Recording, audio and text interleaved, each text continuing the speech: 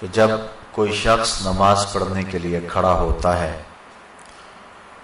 تو فرشتوں کی 10 صفیں ہیں جو تعجب اور رشک کرتی ہیں۔ صاحب قوت القلوب شیخ ابو طالب مکی نے اس کا مفصل تذکرہ فرمایا ہے کہ کچھ فرشتے قیام میں ہیں، کچھ فرشتے قعود میں ہیں، کچھ فرشتے رکوع میں ہیں، کچھ فرشتے سجدے میں ہیں، کچھ تسبیح کر رہے ہیں، کچھ تحلیل کر رہے ہیں، کچھ استغفار طلب کر رہے ہیں، کچھ ثنا کرتے ہیں، کچھ درود پڑھتے ہیں اور کچھ دعا مانگ رہے ہیں۔ جو رکوع کرتا ہے وہ ہمیشہ رکوع میں ہے، سجدہ اس کا مقصود نہیں ہے۔ جو قیام میں ہے وہ قیامت تک قیام میں ہی رہے گا۔ جو تسبیح کر رہا ہے اس کا وظیفہ تسبیح ہی ہے۔ جو ثنا میں لگا ہے وہ ثنا کو ہی ساری زندگی قیامت تک اپنائے رکھے گا۔ جو استغفار طلب کر رہا ہے وہ استغفار میں ہی ہے۔ لیکن جب انسان نماز کے لیے کھڑے ہوتے ہیں تو یہ 10 صفیں جو فرشتوں کی ہیں یہ انسان پہ رشک کرتی ہیں، اس اعتبار کے کہ جو قیام میں ہے وہ کہتے ہیں کہ میری نماز میں تو صرف قیام ہے، لیکن یہ انسان کتنا خوش نصیب ہے کہ اس کی نماز میں قیام بھی ہے، رکوع بھی ہے، سجدہ بھی ہے، قعود بھی ہے۔ استغفار والے کہتے ہیں کہ میرے پاس صرف استغفار ہے، ثنا والا کہتا ہے کہ میرے پاس صرف ساری زندگی ثنا ہے، لیکن اس کی نماز میں ثنا بھی ہے، اس کی نماز کے اندر استغفار بھی ہے، اس کی نماز کے اندر دعا بھی ہے، اس کی نماز کے اندر درود بھی ہے، اس کی نماز کے اندر سلام بھی ہے۔ تو اس طرح فرشتوں کی جو 10 صفیں ہیں جو مختلف نوعیت کے طرز عبادت میں لگی ہوئی ہیں، تو حضرت انسان کی عبادت پر فرشتے بھی رشک کرتے ہیں کہ یہ کتنا اللہ کا مقرب ہے کہ اللہ نے اپنی عبادت کے سارے طریقے اور اپنے کو پکارنے کے سارے انداز ایک انسان کو عطا کر دیے۔ نماز اللہ کے قرب کا سب سے بڑا ذریعہ ہے۔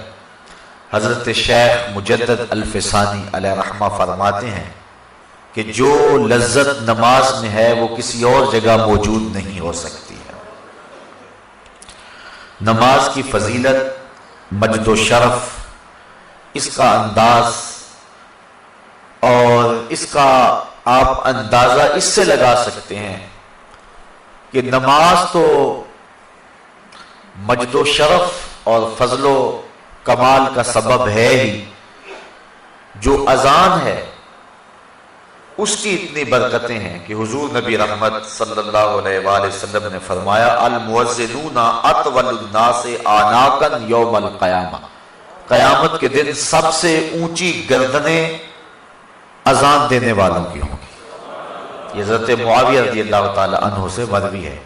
قیامت کے میدان کے اندر جب لوگ چلیں گے تو سب سے اونچی گردنیں مؤذن اذان دینے والوں کی ہوں گی۔ بلکہ ایک شخص حضور کی خدمت میں حاضر ہوا اور وہ عرض کرتا ہے کہ حضور مجھے ایسے عمل کی نشاندہی کیجئے کہ میں وہ عمل کر کے جنت میں داخل ہو جاؤں۔ تو حضور نے فرمایا کن مؤذنا، تو مؤذن بن جا، پنجگانہ اذان دیا کر۔ اس نے کہا لا استطیع، میں اس کی استطاعت نہیں رکھتا۔ وقت پر آنا، سب نمازیوں سے پہلے آنا اور وقت کا خیال رکھتے ہوئے اذان دینا، یہ سب سے مشکل کام ہے۔ اس نے کہا کہ میں اس کی استطاعت نہیں رکھتا۔ فرمایا کن اماما، اچھا پھر تو امام بن جا۔ اس نے عرض کی لا استطیع، میں اس کی استطاعت بھی نہیں رکھتا۔ تو پھر حضور نے ارشاد فرمایا فَقُمْ بِإِزَاءِ الْإِمَامِ، تو پھر امام کے پیچھے کھڑا ہو جانے والا ہو جا۔ تو اگر کوئی شخص جنت میں داخل ہونا چاہتا ہے تو ان تین چیزوں میں سے ایک چیز اس کو ضرور اختیار کرنا پڑے گی، یا مؤذن بن جائے، یا امام بن جائے، یا امام کے پیچھے کھڑا ہونے والا ہو جائے۔ تو نماز کی جو فضیلت ہے وہ تو ہے ہی، اذان کی اتنی فضیلت ہے۔ کل قیامت کے دن مؤذن حضرت بلال حبشی کی قیادت کے اندر جنت میں جائیں گے، اور ان کی گردنیں لوگوں سے بلند ہوگی۔ بلکہ نماز کے لیے ایک مؤذن تو اذان دیتا ہے، اس کی تو برکتیں ہیں ہی۔ ایک حدیث میری نظر سے گزری، لا تسبوا الدین لأنہ یوقظ للصلاۃ، فرمایا کبھی مرغے کو گالی نہ دینا، یہ تمہیں نماز کے لیے جگاتا ہے۔ جو مرغا نماز کے لیے بیدار کرے وہ محبوب بن جاتا ہے، تو جو نماز کے لیے اذان دے وہ کتنا محبوب ہوتا ہے۔ وہ محبوب ہوتا ہے تو جو نماز جو مقصود ہے، جو پڑھے پھر اس کو اللہ کی محبت کتنی حاصل ہوتی ہے۔ بلکہ جب کوئی شخص ندا دیتا ہے، حدیث شریف میں لفظ ہیں حضرت ابو ہریرہ رضی اللہ تعالی عنہ سے مروی ہے، جو شخص ندا دے اور پھر جو اس کا جواب دے۔ حضرت بلال حبشی نے ندا دی، حضور کے ساتھ صحابہ تھے، جب حضرت بلال حبشی خاموش ہوئے تو حضور نے ارشاد فرمایا من قال مثل ھذا یقینا دخل الجنہ، جس نے یقین کے ساتھ جو بلال نے کہا ہے وہ جواب میں کہے، یعنی اذان کا جو جواب دے دے، فرمایا جو یقین کے ساتھ اذان کا جواب دے دے، فرمایا وہ سیدھا جنت میں جائے گا۔ ابھی نماز کی جو فضیلت ہے وہ ایک بہت بڑا امر ہے۔ اذان دینے والے کی جو برکتیں ہیں اور اس کو جو مجد و شرف ملتا ہے، اور اذان کی جو پکار پہ لبیک کہتا ہے، لوگ تین طرح کے ہیں۔ ایک وہ ہیں کہ جب اذان ملتی ہے تو وہ فوراً سارے کام چھوڑ کے نماز کی تیاری میں لگ جاتے ہیں۔ ایک روایت میں آتا ہے قیامت کے دن کچھ لوگ جن کے چہرے ستاروں اور موتیوں کی طرح چمکتے ہوں گے، وہ ظاہر ہوں گے، لوگوں کی ایک جماعت ہوگی۔ فرشتے ان کو پوچھیں گے تم کون ہو؟ تو وہ عرض کریں گے کہ ہم وہ لوگ ہیں کہ جو ہی اذان ہوتی تھی ہم سارے کام چھوڑ دیتے تھے اور فوراً وضو کر کے مسجد کا رخ کرتے تھے۔ تو فرشتے انہیں مبارک دیں گے اور جنت کا مجدہ دیں گے۔ پھر ایک جماعت اور آئے گی جن کے چہرے چاند کی طرح چمک رہے ہوں گے۔ فرشتے انہیں پوچھیں گے تم کون ہو؟ تو وہ کہیں گے کہ ہم وقت داخل ہونے سے پہلے ہی وضو کر لیا کرتے تھے اور اذان کے ساتھ ہی مسجد کی طرف چل دیتے تھے۔ فرشتے انہیں مبارک دیتے ہیں اور جنت کا مجدہ دیتے ہیں۔ پھر ایک اور جماعت آئے گی جن کے چہرے سورج کی طرح چمکدار ہوں۔ فرشتے پوچھیں گے تم کون ہو؟ تو وہ کہیں گے کہ ہم وہ لوگ ہیں کہ ہم وضو کر کے طہارت بنا کے مسجد میں پہنچ جاتے تھے تو اذان ہوتی تھی، یعنی ہم اذان مسجد میں ہی سنتے تھے۔ حضرت سعید بن المسیب رضی اللہ تعالی عنہ جلیل القدر تابعی، آنکھوں سے نابینے تھے لیکن جو روشنی دل میں تھی، جو بینا ہیں ان کے پاس بھی وہ اجالے کہاں ہو سکتے ہیں جو حضرت سعید بن المسیب کے پاس تھے۔ اللہ اکبر، کہتے ہیں 40 سال تک حضرت سعید بن المسیب نے جو ہے وہ تکبیر اولا بھی قضا نہیں ہونے دی۔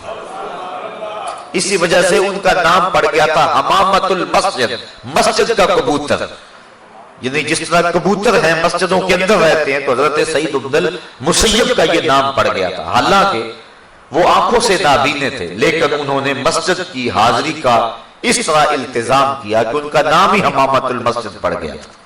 بلکہ جب یزید نے مدینے کو اجاڑا ایام حرہ میں، جب اس نے 3 دن تک اہل مدینہ کو سخت پریشان رکھا اور اس کے گھوڑے مسجد نبوی کے اندر باندھے گئے، اس وقت جو بھی پکڑا جاتا اس کو قتل کر دیا جاتا، تو حضرت سعید بن المسیب ان ایام کے اندر بھی مسجد میں رہے فرماتے ہیں کہ لیکن میں پریشان تھا کہ ظہر کا وقت ہوگا کون بتائے گا، مغرب عشاء کا وقت ہوگا کون بتائے گا۔ 3 دن تک مسجد نبوی میں نہ اذان ہوئی نہ اقامت ہوئی۔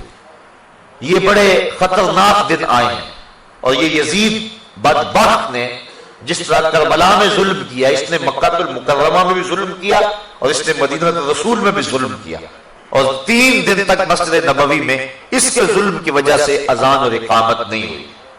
حضرت سعید ابن المسیب آنکھوں سے نابینے تھے، اور جب بھی کوئی یزید کے فوجی آتے تو نابینا سمجھ کے چھوڑ جاتے۔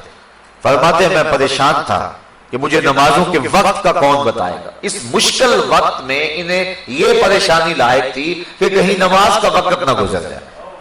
تو کہتے میں حضور کے روضے کے پاس بیٹھا تھا، فلم ازل اسمع الاذان والاقامۃ من قبر رسول اللہ صلی اللہ علیہ وسلم۔ فرمایا جب بھی پھر نماز کا وقت آیا، گنبد خضرا سے اذان کی آواز بھی آئی اور اقامت کی آواز بھی آئی۔